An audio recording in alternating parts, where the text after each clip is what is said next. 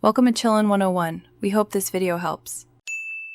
You start by aligning the account basics so the system knows what to accept. First, open your Google Ads account and confirm language and country settings. Mismatches often trigger unsupported language flags. Next, inspect the ad text, keywords, and final URLs for non-standard characters or scripts. Once done, prepare fallback versions in a supported language and save examples of the rejected content. This lets you move quickly into testing changes and, importantly, proves a clean baseline when you submit appeals.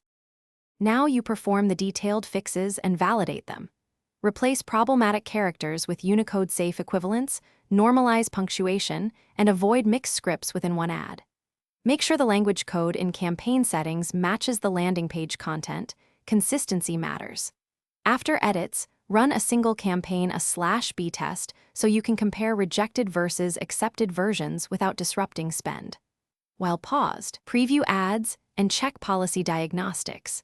This confirms whether edits resolved the unsupported language error before wider deployment. Finish by documenting changes and using Google's appeal flow.